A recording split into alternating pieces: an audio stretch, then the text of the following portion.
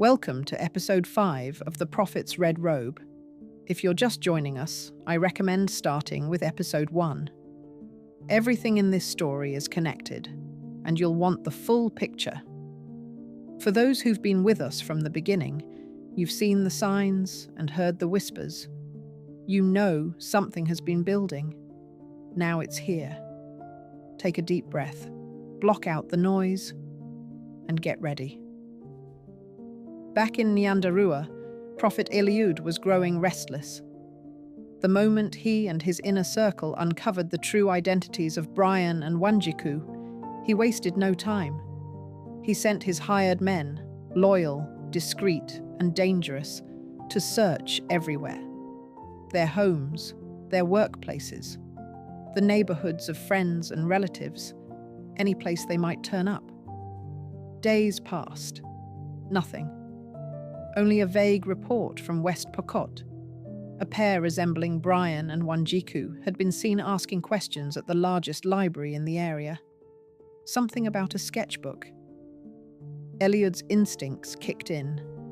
He had survived more than 200 years since sealing his blood pact, by always staying ahead, never being caught, never waiting too long.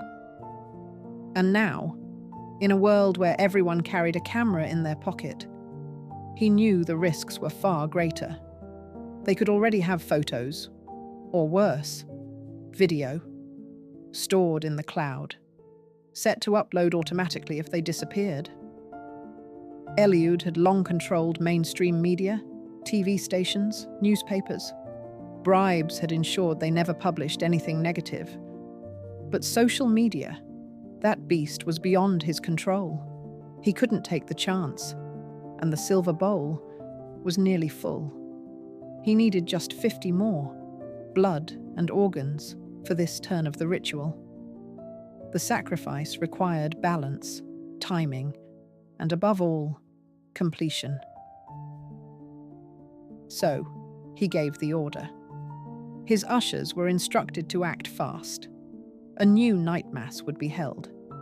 This time, he selected 55 from his most loyal followers. No one would question the call. They believed in him, blindly. But Eliud wasn't taking any risks. He commanded the ushers to double the dosage of drugs in the church wine. At the gate, every attendee would be required to finish a glass before entering. No exceptions. He couldn't afford even one person being fully conscious. On the night of the Mass, everything went according to plan. 55 faithful followers, 55 glasses of wine, 55 slow descents into darkness. Then the work began. From some he took hearts, from others, kidneys. One by one under the altar, he cut, he stitched, he drained. The flowing blood was collected in the silver goblet beneath the altar. The organs removed and stored in the cooling box. From 8 p.m. to 4 a.m., the night mass continued. By 9:30 the next morning, the ritual was complete. The silver bowl was empty. The organs were gone. And Eliud felt reborn. That evening, Eliud lit massive amounts of incense and myrrh in the incinerator, an old industrial drum once used to burn church waste. Thick, fragrant smoke filled the compound.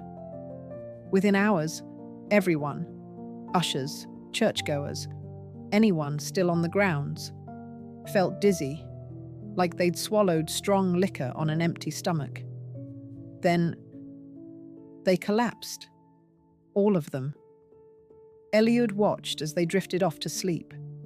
Then he packed his things and drove away. By the time the first bloggers and news crews arrived, it was already too late. The compound was silent, dozens unconscious, smoke still lingering in the air. Then came the police, the health workers, the ambulances. When the churchgoers awoke, none remembered anything. They spoke only of the ushers. The ushers were detained, separated, questioned. At first, they denied everything. But when they were shown Eliud's photo and told about his rumored past, a few cracked. They confessed. Eliud had rescued them from poverty, from jail, from addiction. He offered them a job, a place to live, and a contract. Each earned 1 million shillings a month, with a promise of 5 million more if they stayed until his work was done. They were desperate. He had chosen well. 2 ushers admitted to helping him bury bodies, hundreds of them, at night, within the church compound. Excavations began.